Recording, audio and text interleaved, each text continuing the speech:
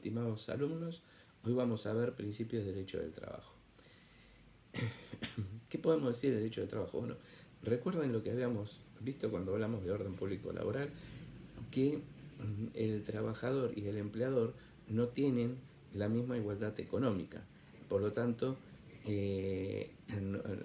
las contrataciones son desiguales.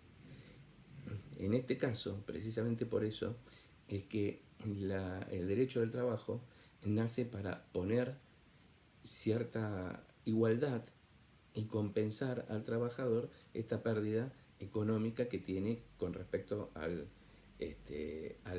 empleador. Entonces, ¿cómo se va a regular estas normas? ¿Cómo se van a establecer estas normas?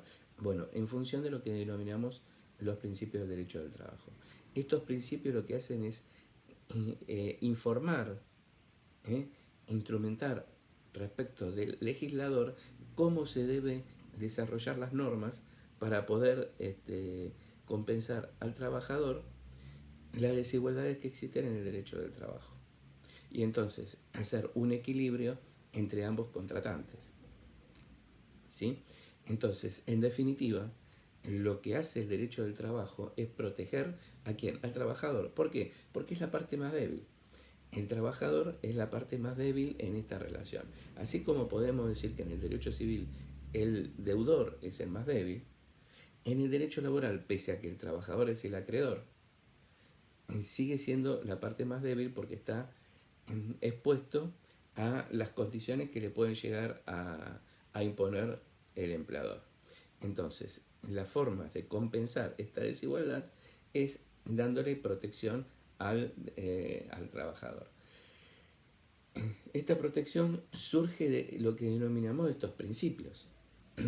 Entonces, los principios lo que hacen es establecer los métodos o los modos en que el legislador va a compensar esta desigualdad entre trabajador y empleador. Así como también la jurisprudencia va a aplicar para juzgar los casos en que haya que dirimir entre trabajador y empleador estos mismos principios de derecho del trabajo. Entonces, vamos a ver que, por ejemplo, hay principios que son protectorios del trabajador, principios protectorios del derecho del trabajo, o sea, del trabajador, fundamentalmente. ¿Qué significan estos principios protectorios? Es decir, mecanismos que hacen que el trabajador sea protegido por la rama del derecho del trabajo. ¿Cómo los protege? Bueno, mediante, por ejemplo, el principio protectorio fundamental, que es el indubio pro operario. ¿Qué significa el indubio pro operario? Significa que en caso de duda de una norma, siempre va a estarse a la interpretación más favorable al trabajador. Entonces, nosotros tenemos una norma y tenemos que aplicar una norma, sea el que la interpreta o sea el que la aplica, que es el juez, tiene que aplicarla e interpretarla. Para aplicarla tiene que interpretarla y esa interpretación tiene que ser siempre la más favorable al trabajador. Si hay dudas, solamente si hay dudas, tiene que aplicar la norma que sea más favorable al trabajador. Otro supuesto es en caso de duda en cuanto a la norma a aplicar. Esto significa que hay distintas normas, 2 o más normas para aplicar, y entonces hay que decidir cuál tenemos que aplicar, la que va a ser la más beneficiosa al trabajador. Es decir, vamos a aplicar a la relación entre trabajador y empleador la norma que sea más beneficiosa al trabajador. Lo que pasa es que a veces es difícil determinar cuál es la norma más beneficiosa, porque puede ser que haya una norma que en general lo pueda hacer, pero en ciertos aspectos o en ciertos institutos puede haber diferencias. Entonces, por ejemplo, hay distintas teorías respecto de cómo se debe aplicar o cómo se debe interpretar la norma más favorable al trabajador. Hay una que es el conglobamiento, se denomina conglobamiento. Significa que, por ejemplo, cuando hablamos de distintas instituciones, cuando nos denominamos instituciones estamos hablando de los grandes temas, por ejemplo, jornada, remuneración, este, etcétera, ¿no? Distintos derechos del trabajador. Entonces, en estos casos, por ejemplo, se va a aplicar en esta teoría del conglobamiento, va a decir de aplicar una, el conjunto de normas que sea más favorable, ¿eh? De esa ley. O sea, si esta ley tiene, en el caso, por ejemplo, de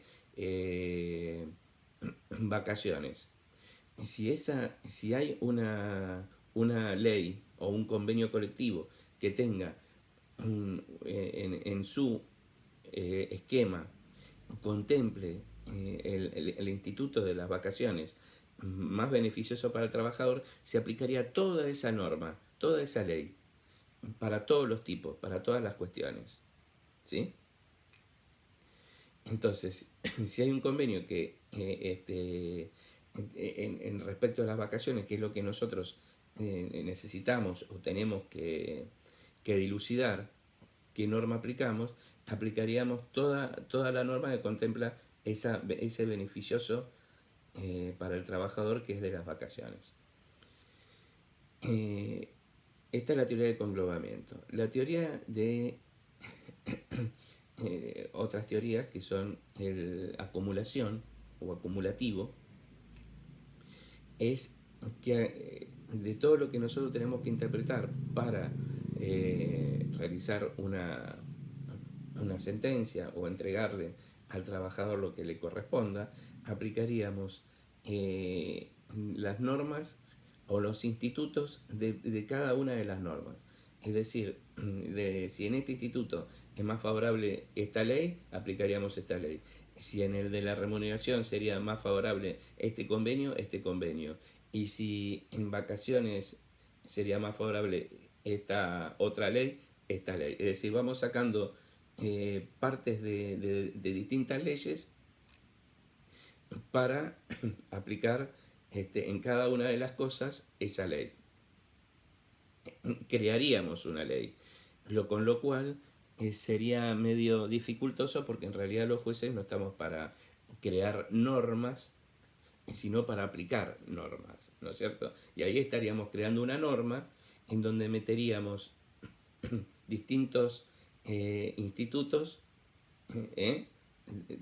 dentro de una norma distinta, con lo cual estaríamos creando una norma. Y después está otra interpretación, que es la que utiliza la ley de contrato de trabajo, que es el conglobamiento por instituciones. ¿Qué significa el conglobamiento por instituciones? Lo que tenemos que ver nosotros es qué lo que queremos analizar nosotros. ¿Qué instituto es el que genera dudas en cuanto a la aplicación? En este caso, entonces, si por ejemplo la duda está en las vacaciones o en el instituto de las vacaciones y hay una norma que sería más beneficiosa porque, por ejemplo, el cálculo de las vacaciones salarial sería distinto o el cálculo de las vacaciones, el periodo vacacional también sería distinto, entonces lo que hacemos es aplicar esa norma para esa solución nada más, para esas vacaciones. Es decir, ese instituto, solamente aplicaríamos el instituto de las vacaciones para resolver ese único rubro, ese único reclamo. Todo lo demás se aplicaría la ley de contrato de trabajo o el convenio colectivo. Por ejemplo, las indemnizaciones por despido, el preaviso, diferencias salariales, etcétera, etcétera. Está claro, es decir, que tenemos una que es el conglobamiento, habíamos visto al principio, es decir, aplicamos una ley y esa ley para todo, es decir, que si tenemos indemnización por despido, si tenemos preaviso, si tenemos diferencias salariales, tenemos que aplicar esa ley en donde vimos que había una norma más beneficiosa de lo que se discutía, que era, en este caso, las vacaciones. En la acumulación, en la teoría de la acumulación, tendríamos distintas normas, es decir, si tenemos ley de indemnización por despido, preaviso, diferencias salariales, aplicaríamos cada una de las normas que nos pueda considerar que sean mejores, que sean más favorables, y entonces así crearíamos una norma nueva. El conglobamiento por instituciones, que es la que establece la ley de contrato de trabajo, lo que hace es solamente en la que tenemos duda en cuál es la norma más aplicable, en qué rubro es el que tenemos duda en la norma más aplicable, en esa entonces aplicaríamos la de la norma que consideremos que era más beneficiosa, pero el resto aplicaríamos la ley de contrato de trabajo o el convenio colectivo, depende de lo que sea aplicable al caso, ¿sí? Bien. Otro principio es el de la irrenunciabilidad. Este es sumamente importante porque lo que establece es que en definitiva el trabajador no puede renunciar a los derechos, a los derechos derivados de la ley de contrato de trabajo. Pero es mucho más que esto. Esto es como digamos, un esbozo, ¿no es cierto? El trabajador no puede renunciar a los derechos derivados de convenios colectivos, de la ley de contrato de trabajo, y esto durante un tiempo, suscitaba alguna duda de qué pasaba si, por ejemplo, un trabajador que tenía regulaciones por sobre el orden público laboral, por ejemplo, un salario determinado, que era superior al mínimo, y resulta que le disminuyen esa remuneración o ese salario. ¿Era válido o no es válido? Porque en definitiva algunos decían, yo estoy pagándole al trabajador por encima del salario mínimo. Por lo tanto, si yo se lo reduzco, pero queda igual por encima, no estaría violando el orden público laboral. Bueno, esto dio lugar a muchas discusiones al respecto, ¿no? Sobre si era o no renunciable, si el trabajador podía renunciar a una remuneración o a un derecho que estaba por encima del orden público laboral y que aún quedaba por sobre el orden público laboral, pero era menor a lo que antes tenía, si eso constituía renuncia o no renuncia. La ley de contrato de trabajo zanjó esto con una reforma en el artículo 12, que dice que el trabajador no puede renunciar a derechos derivados del convenio colectivo, de la ley de contrato de trabajo o del contrato individual. Es decir, que si yo trabajador celebro un contrato con el empleador estableciendo ciertas pautas, esas pautas no pueden ser renunciadas por más que sean o que caigan por sobre el orden público laboral. Es decir, que si yo tengo una remuneración de 100.000 pesos y me la quieren reducir a 50.000, por más que sea por encima del orden público laboral, porque es mayor al salario mínimo, es menor, está reduciendo el contrato individual. Por lo tanto, esto llevaría, mejor dicho, a la nulidad. Recuerden las características de la nulidad es dentro del contrato de trabajo. En general, salvo casos muy puntuales que después vamos a ver, las nulidades que se dan dentro del contrato de trabajo no es dejar sin efecto el contrato de trabajo, sino las cláusulas que son nulas, es decir, aquellas que violen el orden público laboral. En el caso concreto, en el caso que estamos hablando, la cláusula nula sería la disminución de la remuneración, o sea, la reducción del derecho establecido en ese contrato individual. Ahora bien, lo que implicaría que el trabajador tendría derecho a mantener la totalidad de ese derecho que se le está reduciendo. ¿Cómo sucede con esto? Porque esto eh, es difícil que vigente la relación laboral se plantee esto. Normalmente cuando se hace esa reducción, el trabajador dice, no, yo ya, aunque haya pasado un año y medio, dice, no, no, la verdad yo estuve averiguando, estuve viendo y no correspondía que me estuvieras reduciendo la remuneración.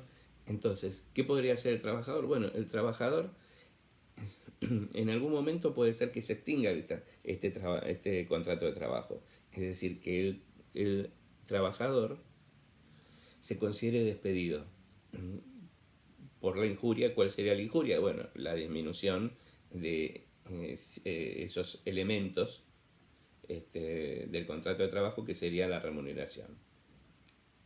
Entonces, ahí el trabajador podría reclamar la indemnización por despido, calculando esa indemnización por despido con el salario real, no con la reducción. ¿eh? Y además, que se le abone esas diferencias, porque en realidad esa reducción es nula. Obviamente, dentro del contrato de trabajo también podría pedir, che, mirá, esto realmente es nulo, devolveme todo ese dinero que me descontaste, y el empleador podría hacerlo también, ¿no es cierto? Lo importante es que saber que el trabajador, en definitiva, tiene derecho a percibir lo que se le haya descontado en forma nula, ¿sí?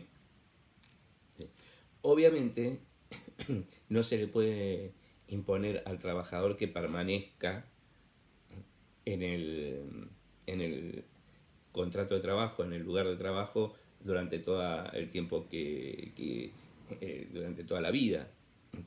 El trabajador también tiene derecho a renunciar al empleo. O sea que esta sería una excepción. Vamos a ver que hay 4 excepciones al principio de irrenunciabilidad. Una es la renuncia al empleo. No se lo puede obligar a permanecer, sino contra su voluntad en el trabajo. Por lo tanto, tiene derecho a la renuncia, pero lo que sí debe instrumentar esa renuncia de una forma determinada, que sería canalizándola mediante un telegrama colacionado, donde se presenta el trabajador, acredita su identidad ante el agente del correo y renuncia, o ante la autoridad administrativa, que es el Ministerio de Trabajo. La idea es ver que en realidad, si bien tiene derecho a renunciar al empleo, tampoco esté obligado a renunciar para que el empleador se evite de pagar indemnizaciones, ¿no es cierto? Bien, entonces la idea de que tenga una forma determinada hace que le dé seguridad a que en realidad la renuncia al empleo es válida y es su voluntad real, ¿sí? Otra excepción es la conciliación. ¿Qué significa la conciliación? La conciliación es ponerse de acuerdo entre las partes y renunciar. En las partes es trabajador y empleador, ¿no? Normalmente se da dentro de un ámbito litigioso, es decir, donde hay un juicio o para iniciarse un juicio. Entonces, si por ejemplo hay un reclamo judicial, previo al reclamo judicial, hay un reclamo ante lo que se denomina SECLO, Servicio de Conciliación Obligatoria, que es fuera del ámbito judicial, ¿no? Es dentro del ámbito del Ministerio de Trabajo, y lo que se va a hacer es llegar a un acuerdo entre las partes. ¿Por qué es esto? Porque en realidad el trabajador se queda sin el sustento propio, que es el trabajo. Entonces la idea es que se pueda agilizar la percepción de las sumas que le puedan corresponder. Bien, entonces, si se da, ¿qué hace en el SECLO el conciliador, el funcionario? Lo que intenta es acercar a las partes para conciliar. Pero las características de la conciliación es que debe versar sobre hechos litigiosos o dudosos.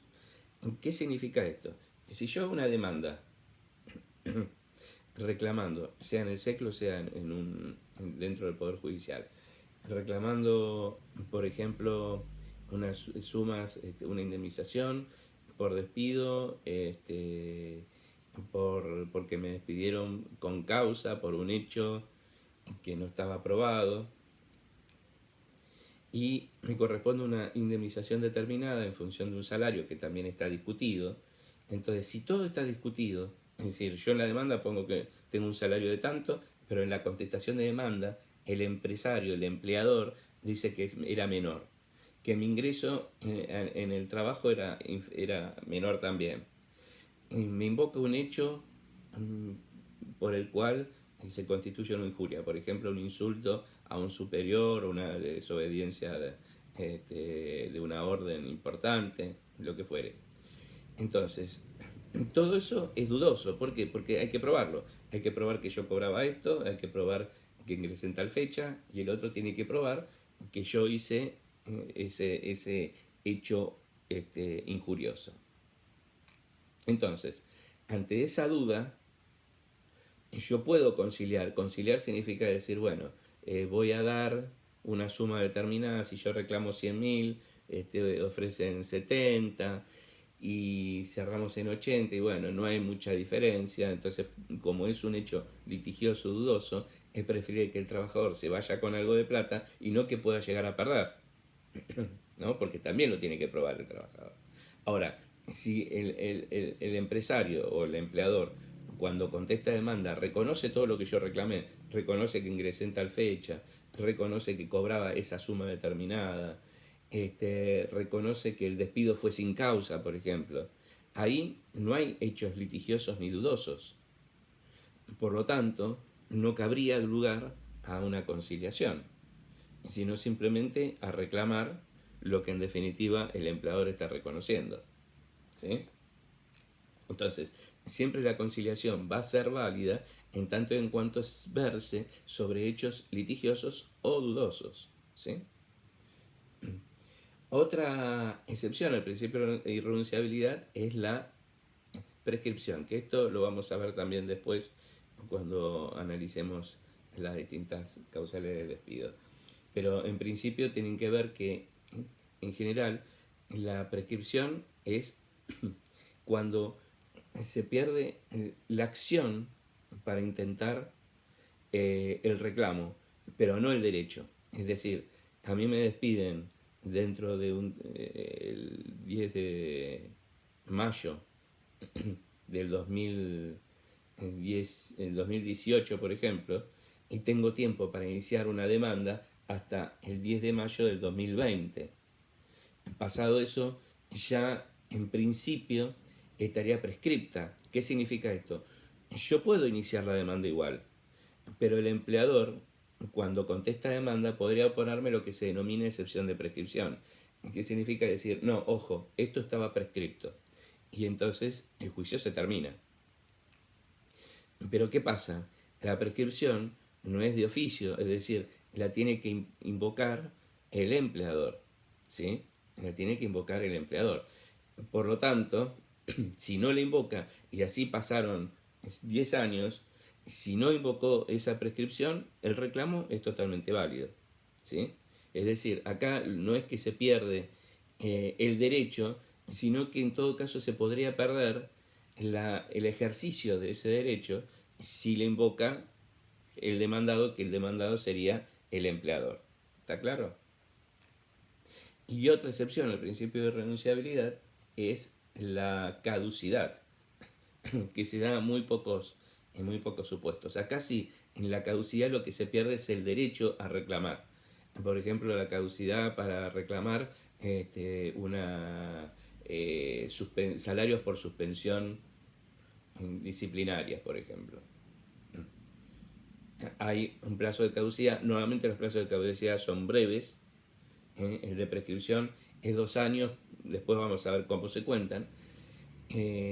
Normalmente la de caducidad son 30 días, y pasado ese plazo de caducidad, si yo no cuestioné una suspensión, ya no puedo hacerlo más.